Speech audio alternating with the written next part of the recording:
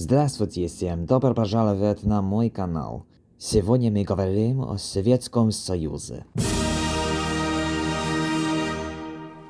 The first ever communist state, a game-changing country that forever altered the course of history, the Red Menace, an oppressive authoritarian state, the height of Russia's power, the favorite punching bag of political commentators wishing to flaunt the superiority of capitalism. However you view the Union of Soviet Socialist Republics, there's no denying over 30 years later after its dissolution, we're still feeling the effects of the existence of the Soviet Union. But while most of us in the Western world are familiar with the changes in the lines on the map of Europe during the rise and fall of the U.S.S.R, there is another area which has remained widely forgotten in the Western mindset: Central Asia.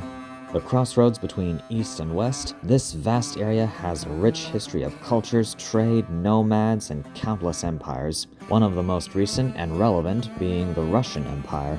During a sort of precursor to the Cold War between a Russophone and Anglophone power, Russia conquered vast swaths of Central Asia whilst Britain was taking hold of India. Then along comes World War I, the resulting military catastrophes, destabilization, both the February and October revolutions in Russia, and the defeat of the Whites by the Reds in the Russian Civil War. This was, of course, the start of the Soviet Union. But to every start, there is an end, which came on December 26, 1991.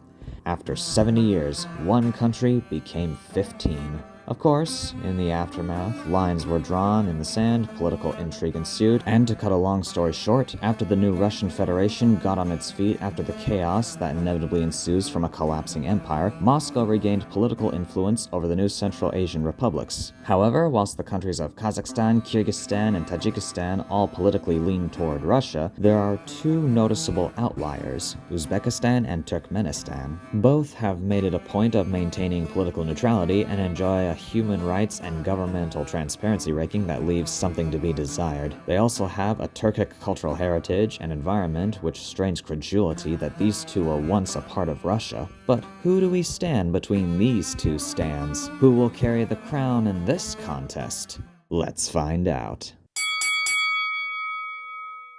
To start off, how do we get somewhere over the rainbow? From the standpoint of a Western passport, much of Central Asia is fairly easy to enter, with a plethora of road, rail, and air connections to and within the region. Not surprisingly, citizens of the former Soviet countries gain preferential treatment for visa-free access to the region, with one glaring exception. Entry into Turkmenistan is tightly restricted, retaining Soviet bureaucratic red tape, and taking a note out of North Korea's playbook, nobody gets in without a tour guide, not nobody, not know how. Independent travel to this emerald city is completely prohibited, even for other former Soviet countries. This used to be the case for Uzbekistan as well, until recently. After next-door Kazakhstan and Kyrgyzstan diversified their economies with tourism, Uzbekistan, realizing the plethora of historical draw at their disposal, slowly followed suit with improving infrastructure and lessening travel restrictions for foreign nationals. And whilst the internal infrastructure in Turkmenistan is up to par with Uzbekistan, visa requirements, mandatory tour groupings, travel restrictions, and a seemingly arbitrary set of laws and enforcement can leave some feeling more of a headache than a sense of wonderment.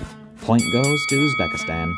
But once one has gotten into these forgotten worlds, what exactly does one see or do here? Both countries are subject to a dry desert climate, especially Turkmenistan.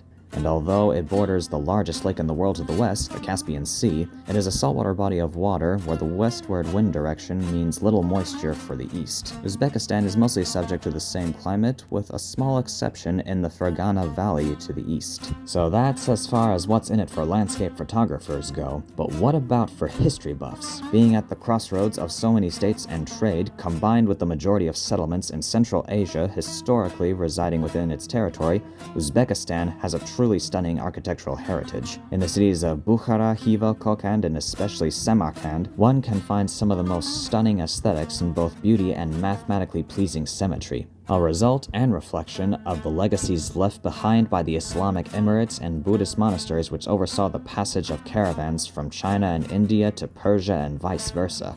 Turkmenistan next door does have its share of mosques, minarets, and madrasas as well. However, being historically uninhabited by permanent settlement, given the nature of the Karakum Desert, most historic relics are isolated buildings standing like a monolith in the middle of a vast, empty landscape. There is a more contemporary exception to this rule, the capital city of Ashgabat, taking a gilded cage to new heights. This urban layout is dotted with marble structures, which one would more immediately associate with ancient Rome, as if the capital from the Hunger Games had manifested itself in our own reality. For sheer surrealness, this city is an attraction in of itself. And to the north, we find the Darvaza gas crater, or the Door to Hell. Widely believed to be the result of an overestimation of the size of a natural gas pocket and set alight to prevent an explosion, this pit, still burning over 50 years later, is another surreal stop for any Turkmen itinerary.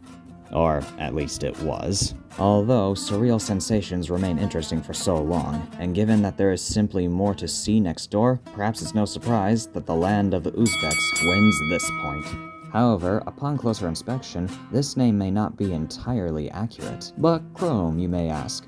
How can that be? Well, this, like a plethora of problems facing our world today, has its roots in imperialism, more specifically after the collapse of one Russian empire for another. So you know how the formal name of the Soviet Union was the Union of Soviet Socialist Republics? Well, the number of republics at the start of the Union was different compared to the end. Now, on paper, being a union of republics, there was initially an attempt to draw said republics along ethnic lines, namely the Ukrainian SSR, the Belarusian SSR, and the Russian SSR. However, because only European ethnic groups are being taken into consideration when drawing lines on a map, the Caucasian and Central Asian territories that were part of the now extinct Tsarist Russia were still considered to be part of Russia proper. As a result, the Russian Soviet Socialist Republic was populated by a great many more ethnicities than just Russians. There were Kazakhs, Tartars, Ossets, Chechens, Uzbeks, just to name a few of the many ethnic groups you can expect to find across such a large area, and even to this day, Russia itself is much more ethnically diverse than many people realize.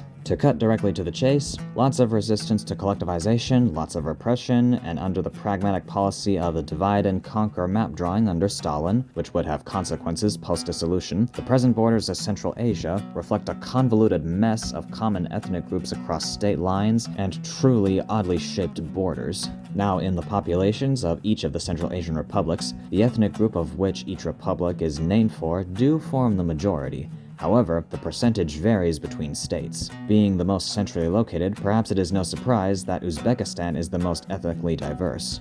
Remember the Fergana Valley? It is the most densely populated area of the country. However, the valley itself crosses the borders of Kyrgyzstan and Tajikistan, and the splattering of exclaves and enclaves have left entire villages either on the wrong side of the border or completely cut off from the rest of their respective countries. Tajiks, who speak a dialect of Farsi completely unrelated to the Turkic languages of Uzbek and Kyrgyz, form a majority in the major city of Samarkand.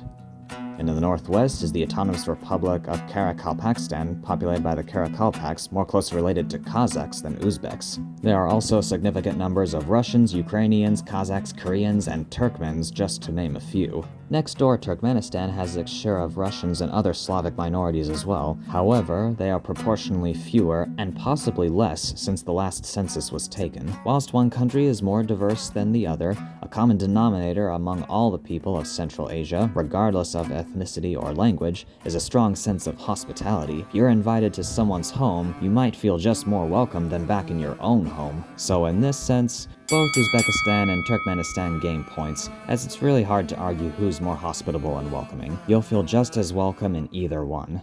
But one final factor of which they have in common is the aftermath of their time as part of the Soviet Union. No matter how far back in time it seems, or how distant the location from Moscow, there are side effects of which came before, some decent, others atrocious. In the case of Uzbekistan, there is an especially grim travesty left behind. Now, if you've looked at a map of Central Asia, you may have noticed a large lake to the east of the Caspian Sea, the Aral Sea.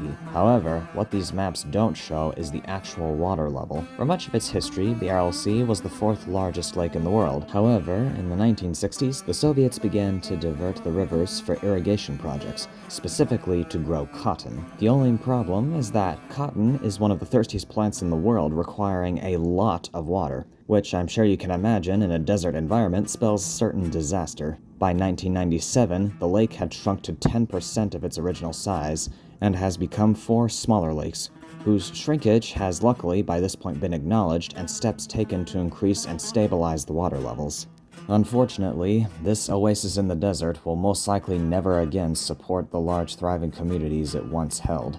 and the graveyard of ships left behind will remain as a reminder of when environmental degradation is left unchecked. I would cover Turkmenistan's Soviet leftovers as well, but the most noteworthy is the Darvaza gas crater, which I've already touched upon, and honestly, it's nowhere near as tragic as the story of the Aral Sea. So, point goes to Turkmenistan for the least amount of damage. And there you have it, folks. With a grand total of 3 against 2, Uzbekistan claims the crown by a narrow victory. Agree with the winner?